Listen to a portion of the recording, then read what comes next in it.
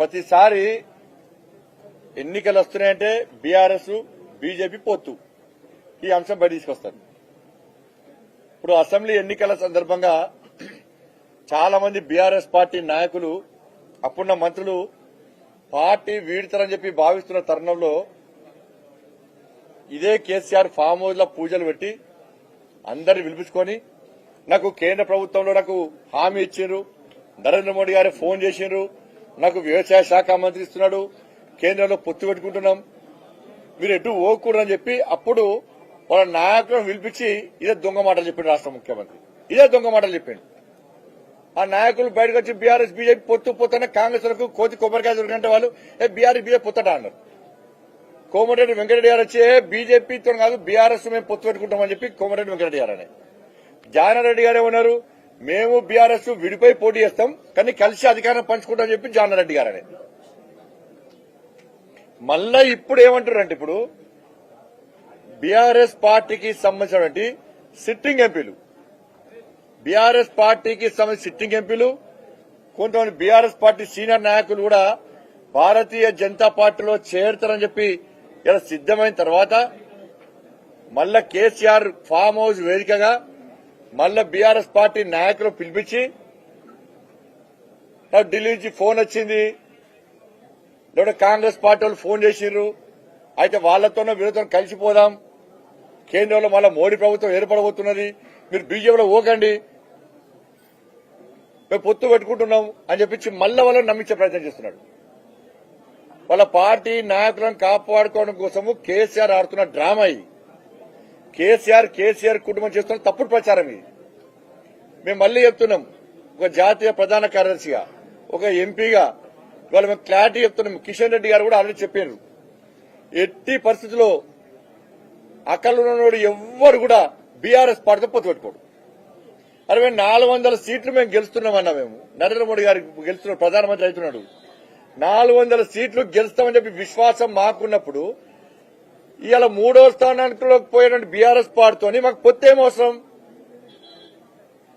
ఎవడైనా మెడకాయ మీద తలకాయ ఉన్నాడు, కేసీఆర్ భాషల మెడకాయ మీద తలకాయ ఉన్నాడు ఎవ్వడు కూడా బీఆర్ఎస్ పార్టీతో పొత్తు పెట్టుకోడు. ఈ ఇంతకంటే క్లారిటీ ఏం లేదు. మెడకాయ మీద తలకాయ ఉన్నాడు ఎవ్వరు కూడా బీఆర్ఎస్ పార్టీతోని పొత్తు, అది మునిగిపోయే నావా బీఆర్ఎస్ పార్టీ. ఒక్క సీట్ రాదు పార్లమెంట్ లో, 3వ స్థానానికి పోతుంది. మేము ఎందుకు పొత్తు పెట్టుకుంటాం పార్టీతోని?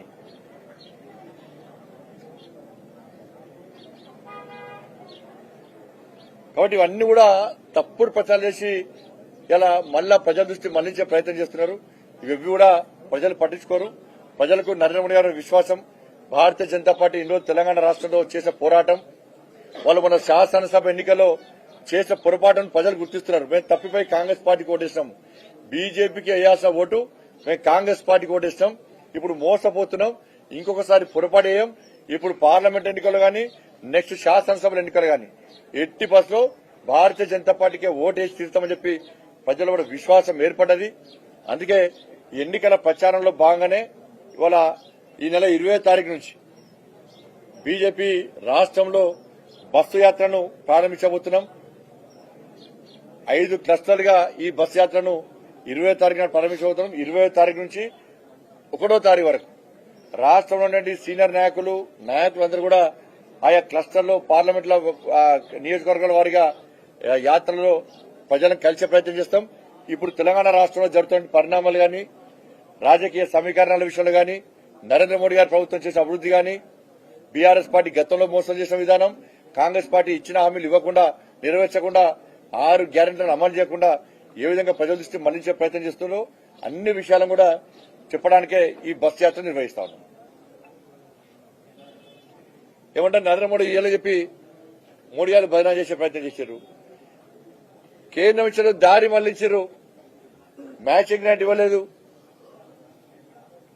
చాలా ప్రాంతాల్లో. మరి మిగతా రాష్ట్రంలో లేదు.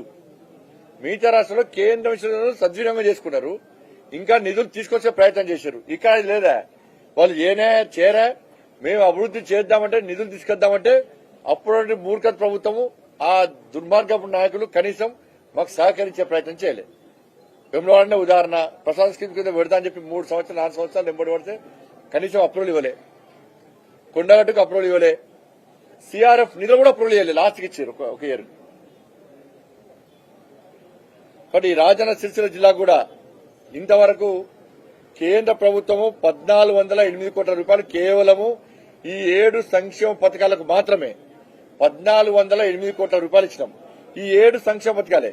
ఉపాధి కూలీ కోసం 385 కోట్ల 40 లక్షల రూపాయలు, మెటీరియల్ కంపోనెంట్ కోసము 213 కోట్ల రూపాయలు, మొక్కల పెంపకం కోసము 266 కోట్ల 80 లక్షల రూపాయలు, 14వ 15వ ఆర్థిక సంఘ నిధులు 175 కోట్ల రూపాయలు, ట్రైసైకిళ్ల కోసం 75 లక్షల రూపాయలు, స్వచ్ఛ భారత్ మరుగుదొడ్ల కోసం 23 కోట్ల 42 లక్షల రూపాయలు, పీఎం కిసాన్ సమ్మాన్ నిధి ద్వారా 340 కోట్ల రూపాయలు, ప్రధానమంత్రి గ్రామీణ సడక్ యోజన కింద దాదాపు 3 కోట్ల రూపాయల కంటే ఎక్కువ ఇచ్చినాం. ఇవి కేవలం 7 సంక్షేమ పథకాలకే. బట్ ఇవి కూడా ఇవన్నీ స్కామే. 14వ 15వ ఆర్థిక సంఘ నిధులు మొత్తము గ్రామాల అభివృద్ధి కోసం ఇస్తే కరెంటు బిల్లు కట్టిర్రు, గ్రామాల శాలరీస్ ఇచ్చిర్రు, ట్రాక్టర్లు కొన్నారు, రోడ్లు ఏమంటే వాళ్ళ కోసం ఇవ్వమంటే. ఇవాళ చెట్ల పైసలు మొత్తం దొబ్బిపోయారు, చెట్లకిచ్చిన పైసలు మొత్తం దొబ్బిపోయారు. 266 కోట్ల రూపాయలు మొక్కల పెంపకానికి ఈ జిల్లాకి ఇస్తే ఎక్కడ చెట్లు లేవు, మొత్తం అడవి కావాలి ఇక్కడ. కానీ వాటిని సమాధానం లేదు. ఏమనంటే బండి సంజయ్ తిట్టాలి, లేకపోతే మోడీ గారు తిట్టాలి, బీజేపీని బదనాం చేయాలి, దాని ద్వారా రాజకీయ లబ్ధి పొందాలని చెప్పి ఇక్కడ పార్టీలు ఆలోచిస్తున్నారు తప్ప వాళ్ళు ఏం చేసిరో చెప్పలేని పరిస్థితిలో వాళ్ళు ఉన్నారు. ఇవాళ గ్రామాల్లో మేము పోస్టర్లు ఇస్తాం, మీరేంటి ఎవరొద్దన్నారు? ఈ స్వయం ప్రేరిత మేధావి బాగా ఉడతా ఉంటాడు. ఆయన తెలుసు, నీ భూదానికి హైదరాబాద్ లో 500 కోట్ల విలువైన భూదాన్ భూముల సంగతి కూడా బయటపడబోతున్నారు. రాసిపెట్టుకో. బోయిన్పల్లి మండలం నర్సింగపూర్ లో తీసుకున్న స్థలం విషయంలో బహిర్గతం చేయబోతున్నా. అన్ని తీస్తా, చిట్టా మొత్తం తీస్తా, రాసిపెట్టుకోండి. ఎక్కువ గెలితే ఇంకెక్కువ గెలుతారు. మీరు ఏం చేసినా చెప్పుకోరు. నువ్వు మెడలో బోర్డు వేసుకొని తిరిగి ఎవడతాను నిన్ను. మేము పోస్టర్లు వేస్తే మెడలో బోర్డు వేసుకొని తిరుగు. మీ గ్రామ సర్పంచ్ల మీటింగ్ పెట్టే దమ్ము మీకు ఉందా? మీ గ్రామ సర్పంచులు, మీ పార్టీకి సంబంధించిన సర్పంచ్ల మీటింగ్లు పెట్టి మేము అన్ని గ్రామాలను అభివృద్ధి చేసినాం అని చెప్పేద్దాము బీఆర్ఎస్ పార్టీ నాయకులకు ఉందా?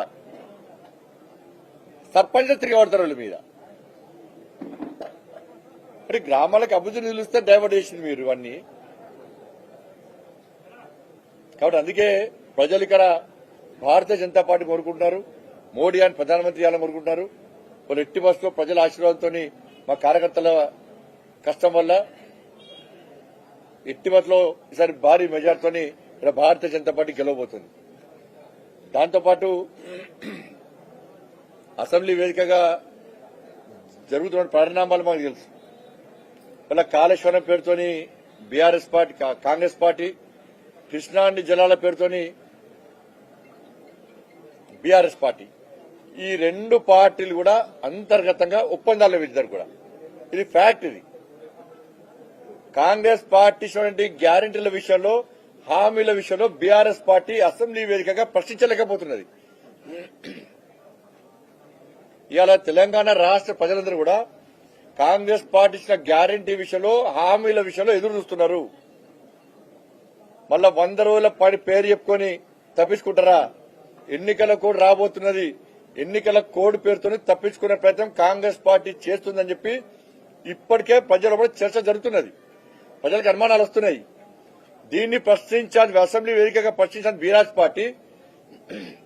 ప్రశ్నించకుండా ఇవాళ కాళేశ్వరం పేరు,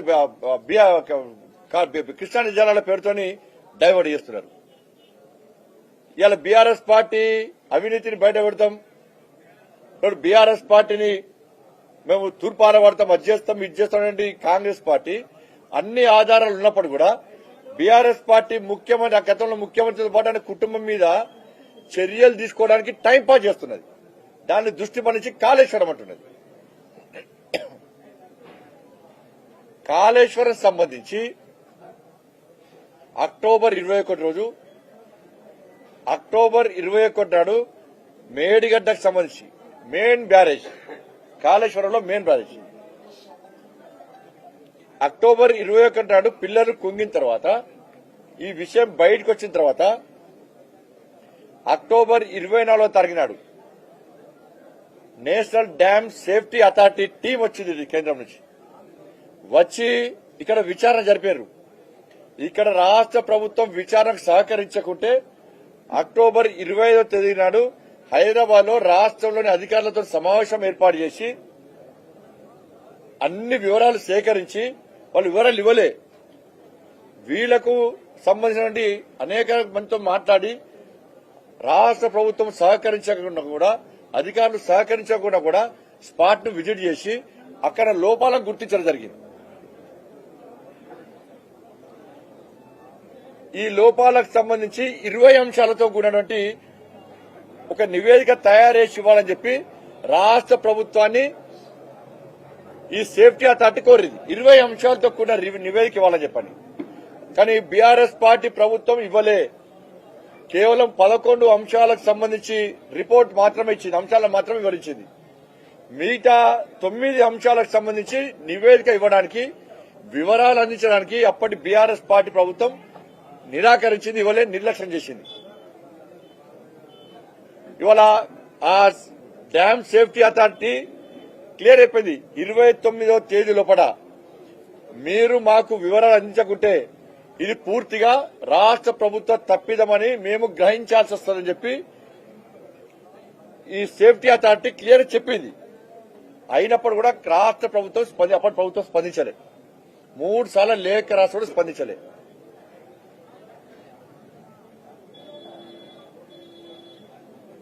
దీని తర్వాత కేంద్ర ప్రభుత్వం క్లియర్ గా ఈ రాష్ట్ర ప్రభుత్వం సహకరించకపోవడం వలన విజిట్ చేసిన తర్వాత ఇది పూర్తిగా ఒక డిజైన్ లేదు, ఒక ప్లానింగ్ లేదు, క్వాలిటీ కంట్రోల్ కనీసం దీన్ని పట్టించుకోలేదు, దీని మెయింటెనెన్స్ లేదు, కన్స్ట్రక్షన్ అసలే కంప్లీట్ గా క్వాలిటీ లేకుండా చేసిర్రు.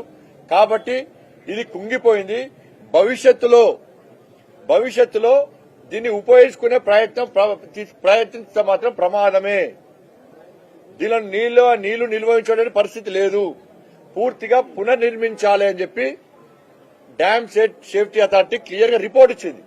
ఇది ఎందుకు పనికిరాదు అని చెప్పని.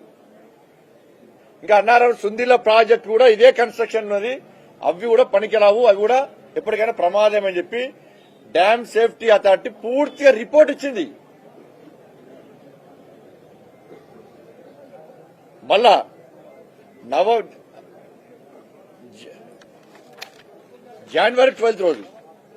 జనవరి 12 రోజు కొత్త ప్రభుత్వం ఏర్పడతా జనవరి 12 రోజు మళ్ళా ఈ ప్రభుత్వాన్ని కూడా కేంద్ర ప్రభుత్వం నివేదిక అడిగింది, రిపోర్ట్ కొన్ని వివరాలు కావాలని చెప్పి అడిగింది. జనవరి 12 రోజు కాంగ్రెస్ పార్టీ ప్రభుత్వానికి లేఖ రాసింది. కానీ కాంగ్రెస్ పార్టీ ప్రభుత్వం కూడా కనీసము వివరాలు అందించడానికి సిద్ధంగా లేదు. అంటే దీని ద్వారా ఏం స్పష్టమైంది? కాంగ్రెస్ పార్టీ కూడా విచారణకు సహకరిస్తలేదంటే ఇది తూతూ మంత్రంగా ఓల్గోలు విమర్శించుకుంటాం. మేమందరం కలిసే ఉంటాము, కేవలము మేము విమర్శించుకొని టైంపాస్ పార్టీకి చేస్తామని చెప్పి కాంగ్రెస్ పార్టీ బీఆర్ఎస్ పార్టీ కలిసి ఉన్న విధానాన్ని ఇలా మనం గ్రహించాల్సిన అవసరం ఉంది.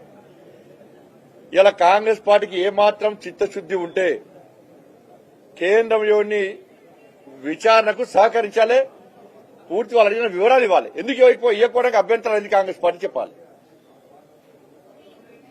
ఇవాళ విచారణ జరిగింది, కేంద్ర ప్రభుత్వం నివేదిక ఇచ్చింది, ఇది పొరపాటు జరిగింది, ఇది పూర్తిగా క్వాలిటీ లేకుండా వేసింది, ఎందుకు పనికిరాదు, ప్రజాధనం దుర్వినియోగమైందని చెప్పి నివేదిక వచ్చిన తర్వాత మళ్ళా విచారణ అయింది. సెంట్రల్ టీం వచ్చింది, కాంగ్రెస్ పార్టీ మంత్రులు వేరు, ఎక్స్పర్ట్స్ పోయి చూసిర్రు, మళ్ళా నిన్న ఎమ్మెల్యేలు వేరు, మళ్ళా పిక్నిక్ లెక్క వేరు. మళ్ళా కాబట్టి నివేదిక మొత్తము రాష్ట్ర ప్రభుత్వం పూర్తి నివేదిక ఉంది, రాష్ట్ర ప్రభుత్వం దగ్గర పూర్తి నివేదిక ఉంది. ఈ నివేదిక ఉన్నాక మీకు ఇంకేం కావాలి, ఇంకేం నివేదికలు కావాలి, ఇంకేం విచారణ చేస్తారు మీరు? ఇప్పటికే గతంలోనే రాష్ట్ర ముఖ్యమంత్రి అరెస్ట్ చేయాలి, ఫస్ట్ సంబంధిత అధికారుల మీద చర్యలు తీసుకోవాలి.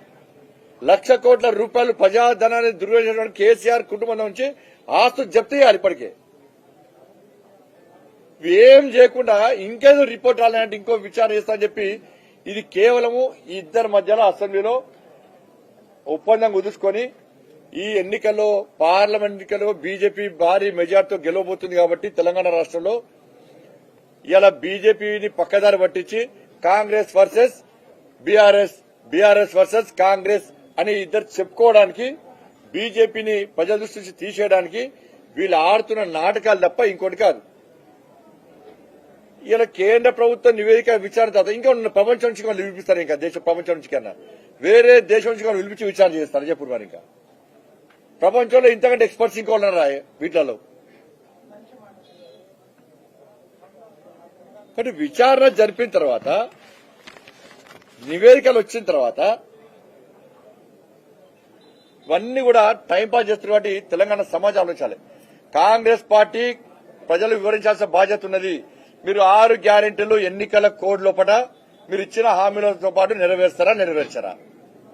బీఆర్ఎస్ పార్టీ ఇలా కాళేశ్వరం విషయంలో కేంద్ర ప్రభుత్వం నివేదిక ఇచ్చింది, ఎక్స్పర్ట్స్ నివేదిక ఇచ్చారు, మీ మంత్రులు తిరిగిరు, రిపోర్ట్ వచ్చింది.